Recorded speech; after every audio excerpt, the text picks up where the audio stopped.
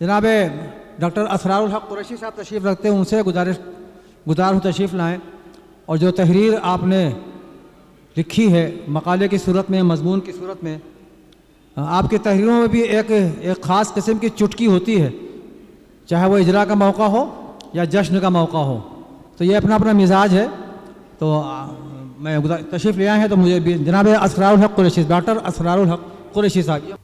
جناب صدر کی اجازت، سب سے پہلے میں اپنے بھائی موحد رہبر صاحب کو مبارکباد پیش کرتا ہوں اس کتاب کے اجرا پر، اور جو ٹوٹی پھوٹی تحریر ہے وہ آپ کی حضور پیش کرتا ہوں۔ میرے مقالے کا عنوان ہے تیز گام شاعر موحد رہبر۔ جی، مجالس غم کی صداؤں سے رہبر کی سماعت کا عقد ہوا، جس کے نتیجے میں منظور نظر پیدا ہوا۔ رہبر نے مرثیہ و نوحہ کی حزنیہ لہروں سے مغموم رہنے کا کم، مشکور رہنے کا راستہ زیادہ تلاش کیا۔ یہی وجہ ہے کہ کشمکش زیست کے کنکر لیے نہیں پھرتے ہیں، بلکہ فکر و فن کے گوہر بانٹتے پھرتے ہیں۔ جان ایلیا شاعری میں گفتگو کرتے تھے، رہبر کے مشاہدات ہم سے ہم کلام ہوتے ہیں۔ دنیا نے تجربات و حوادث کی شکل میں جو کچھ ساحر کو دیا تھا، وہ رہبر اپنی زندگی کے پیش کرتے ہیں۔ رہبر نقال نہیں ہیں، اپنی راہ الگ بناتے ہیں۔ شاعر آسودگی کی خاطر محفل مشاعرے میں مسرور رہتا ہے، اگر وہ یہ سب نہ کرے تو وہ اس کا جینا محال ہو جائے، بلکہ اس کا وجود ہی معاشرے کے لیے وبال بن سکتا ہے۔ بڑے مفکر کا قول ہے کہ ہر شخص کو دن بھر میں کم از کم 1 گھنٹہ فنون لطیفہ کو دینا چاہیے، اسے ادب کا مطالعہ ضرور کرنا چاہیے، ورنہ اس کے دماغ کی حص لطیف خشک پڑ جائے گی اور زندگی بے کیف ہو کر رہ جائے گی۔ رہبر کا کلام بھی لائق مطالعہ اس لیے ہے کیونکہ اس میں زندگی کی رمق ہے، حوصلوں کی دمک ہے۔ سب سے بڑھ کر لکھنؤ کی ٹکسالی زبان کے نمونے ان کے اشعار میں جا بجا نظر آتے ہیں۔ مطلب یہ کہ ان کے سخن سے ہمیں لطف حاصل ہوگا، نہ مشکل لفظیات، نہ بلا وجہ کی قابلیت، بلکہ سنجیدگی سے پر ان کا کلام ہمیں غور و فکر کی دعوت دیتا ہے۔ موضوعات نئے تلاش کرنے میں کامیاب ہیں، اسے برتنے کے سلیقے سے بھی کما حقہ واقفیت رکھتے ہیں۔ رہبر کا کلام پڑھیے، آپ کی فہم کو جلا ملے گی، ہوش مندی کا جرثومہ آگے بڑھے گا۔ شتر گربا اور ایتا جیسی غلطیاں رہبر کے یہاں نہیں ہیں۔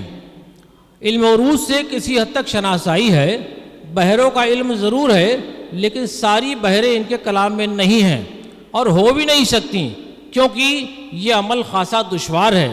لیکن عام طور سے جن بحروں پر شعراء نے رائج بحروں پر اپنی شعری عمارتیں کھڑی کی ہیں، وہی رہبر نے اپنے حسن سلیقے سے خوبصورت افکار کا محل تعمیر کیا ہے۔ رستم نگر میں قیام کی وجہ سے شاعری کے رستم اپنے شعری کارناموں سے ہو گئے ہیں، شعراء کو ربائی کی طرف متوجہ کر کے مقبول ہو گئے ہیں۔ وہ صنف جسے شعراء لائق اعتراض نہیں سمجھتے تھے، رہبر نے اسے شعراء کی محبوب غذا بنا دیا ہے۔ شعر و شاعری میں ٹھنڈک دور کر کے گرمی کا ماحول پیدا کیا ہے۔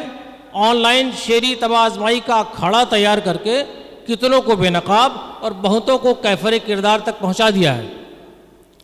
کچھ کو باور کرا دیا ہے کہ تمہارا قد بس اتنا ہی ہے، بلا وجہ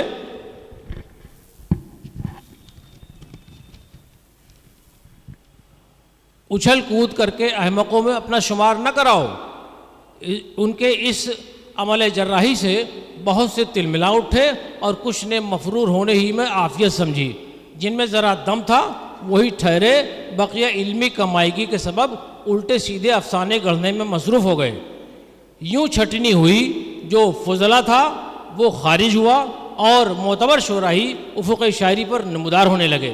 یوں ادبی منظرنامے کو بدلنے میں رہبر نے اپنی صلاحیتیں صرف کی ہیں۔ ربائی کے تجدیدی عمل میں رہبر کی کاوشیں لائق تحسین ضرور ہیں، لیکن اس صنف سے اردو حلقہ ہی واقف ہوگا۔ ورنہ غزل ہی عوام میں مقبول ہے، غزل کو پسند کیا جاتا ہے، غزل میں عوام و خواص کے لیے مواد بھی ہوتا ہے، جبکہ رباعی کو نامانوس ہونے کے سبب غزل جیسی مقبولیت دلانے کے لیے شعراء کو خاصی ریاضت کرنی پڑے گی۔ اس کا اعتراف کرنا ہوگا کہ شبلی جس طرح تیز رو تھے اسی طرح رہبر بھی تیز گام ہیں۔ شبلی نے بڑے کارنامے انجام دیے، رہبر کی دوڑ اسی طرز کی ہے۔ اگر یہی حال رہا تو رباعی کے ایک مکمل دبستان کے قیام کے ساتھ اور بھی منزلیں سر کر سکتے ہیں۔ حضرات، منظور نظر اپنی اولاد کو کہتے ہیں، بیٹا اگر ناخلف بھی نکلے تو اسے برا کہنے میں تکلیف ہوتی ہے، رہبر بھی اپنے کلام کو کیوں خراب کہیں گے، انہیں تو اپنی شاعری پر ناز ہے۔ اس سے قطع نظر آپ صلی اللہ علیہ وسلم کی آمد پر آپ سب کے منظور نظر تھے اور آج بھی ہونے چاہیے۔ اس نقطے کو بھی اگر پیش نظر رکھیں تب بھی رہبر کے مجموعے کی ہمیں قدر کرنی ہوگی، حالانکہ اس میں جن افکار کا اظہار اشعار کی صورت میں ہے وہ بھی آپ صلی اللہ علیہ وسلم کی سیرت طیبہ سے ہی کشید کیا گیا ہے۔ رہبر کے اندرون میں لکھنؤ اور بیرون میں نیم امریکہ نظر آتا ہے۔ اگر یہ شیروانی زیبتن کریں تو لکھنوی تہذیب کا نمونہ دکھائی دیں گے۔ لباس میں کبھی پینٹ ہے تو اس پر لکھنوی دوپلی ٹوپی ہے۔ ڈریسنگ سینس کے فقدان سے بھی رہبر بڑے پڑھے لکھے لوگوں میں مدعو نہیں کیے جاتے ہیں۔ اگر یہ شوشہ بھی درست کر لیں تو قداوری کی صف میں جگہ ملنے کا امکان ہو سکتا ہے۔ چلیے آئیے طویل نثری گفتگو کے بعد رہبر کے کلام کی طرف چلتے ہیں اور دیکھتے ہیں کہ رہبر اپنے کلام کے ذریعے ہماری کیا رہبری کرتے ہیں۔ ان کی مشہور غزل کا حاصل غزل شعر ہے کہ سب تعلق دھرے کے دھرے رہ گئے، سب تعلق دھرے کے دھرے رہ گئے ایک تارے نفس ٹوٹ جانے کے بعد۔ اور دوسری غزل کے شعر دیکھیں کہ کوئی دیوار سلامت ہے نہ اب چھت باقی، ہاں مگر گھر میں ہمارے ہے محبت باقی۔ اہل فن قافیہ پیمائی میں مصروف ہیں سب، شاعری ہے ناب اشعار میں جدت باقی۔ تغزل سے پر شعر ملاحظہ کریں کہ چھوڑ کر سب کو پڑا ہے جو بیمار جو ہمارے پیچھے، چھوڑ کر سب کو پڑا ہے جو ہمارے پیچھے، ایک ہم ہی اسے نایاب نظر آتے ہیں۔ غزل کے تقاضے رہبر نے حد الوسع پورے کرنے کی صحیح جمیل کی ہے، اور رباعی جیسی مان پڑ گئی صنف کو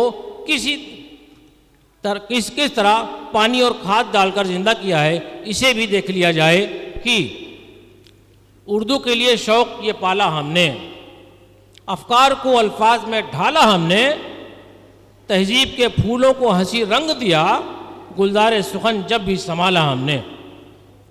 ایک اور رباعی بھی دیکھ لیں کہ یا خدا رحم و کرم کی وہ گھٹائیں برسا، ختم انسانوں کا حالات پہ رونا ہو جائے، یہ دعا کرتے ہیں ہم امن کی خاطر رہبر، کاش اس ملک میں نفرت کو کرونا ہو جائے۔ رہبر محب اہل بیت بھی ہیں اور مداح صحابہ بھی ہیں۔ نسل نو کی رہبری اپنے نعتیہ کلام سے اس لیے کرتے ہیں کیونکہ بغیر مدح اصحاب و آپ صلی اللہ علیہ وسلم پر درود و سلام کے نذرانے کے زندگی عبث ہے۔ اہل انجمن کو باخبر کرتے ہیں کہ تمہارا کام تبرے کی نشاندہی کر کے مدح اصحاب کرنا ہے۔